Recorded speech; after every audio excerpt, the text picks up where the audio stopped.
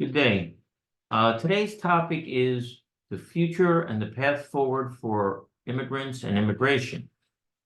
It's a very important topic because we have to consider what are we going to do with immigrants at this point? There's a lot of confusion by the U.S. public about the benefit of immigrants and the cost of immigrants and their coming to the United States. Many coming at the border, which has caused a hot political topic for the presidential race and for Congress.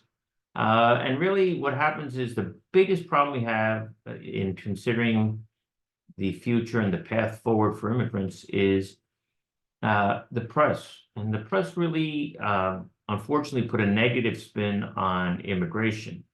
And it's something that's been constant. Only the cost and the problems and the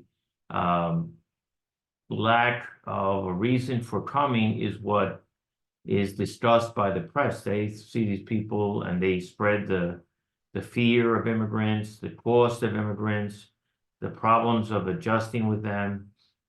That keeps getting spread, and it's been spread for a long time. And even though Congress is full of individuals who are anti-immigrant and anti-immigration, this type of feeling by those Congress people really gets out there into the U.S. public because of the press. And unfortunately, on the side of immigrants, like the Latino press or other press of other countries or of other immigrant groups, there's not enough of the positive being spread. And I think that's the biggest problem. One question I hear all the time is that why don't they come here legally? And I think that's a problem when most people in the United States don't know the immigration process. Number one, they don't know that if you want to apply for asylum and you're from most Latin American countries and many other countries, the only way you can apply for asylum, other than entering on a visa that you probably would not get from most of these countries, if you don't have family here or you're not wealthy, is that you have to come to the border. So the press never speaks about this. They never say, well, these people are coming here and applying for asylum. They just say, all these people, all these immigrants, undocumented, they're trying to enter the country illegally. And some of them are crossing illegally the border, but many are presenting themselves.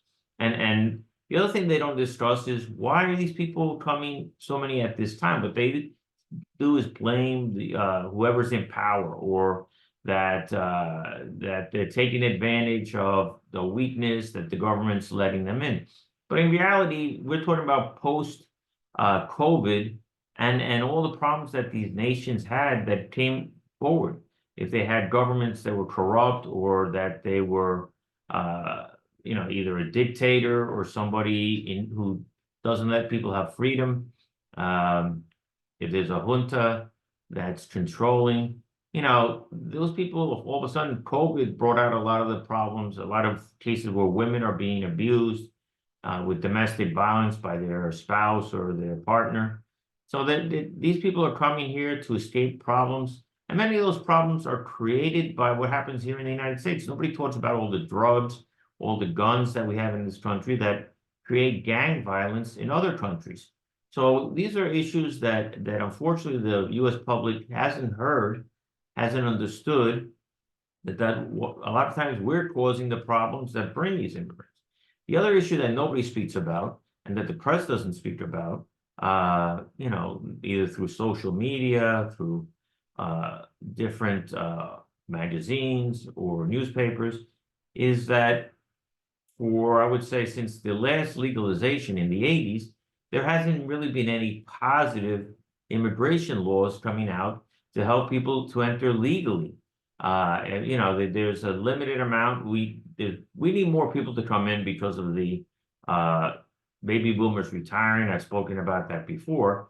But there really is no positive law that's coming out to figure out a way to let people who want to be here, who need to be here, to enter legally. Nobody discusses how if you're from Europe, all you have to do is get on an airplane and come to the United States, and maybe you meet somebody here, maybe you find an employer who's willing to sponsor you because you've come here, and they see that you have a good background. Nobody talks about those things, and I think that's the biggest problem, that it's really a one-sided argument in the media about how immigrants are taking jobs, which isn't true, that they're going to the border, entering illegally, which is where a lot of them are applying for asylum because they fear persecution, how the laws are not made to welcome immigrants that we need for jobs where our baby boomers are retiring, we need to replace them. None of that's being discussed. Immigrants make us more competitive, and nobody discusses that, and it's unfortunate. So I think this is the first part of a group of cases, a group of articles that I'm going to have showing a path forward. But first we have to realize that we have to change the message, and we need the media to change the message, and we have to work together, different community groups, immigrant community groups, and nonprofit groups, that they want to show that we need to have a positive spin on immigrants and immigration. Thank you.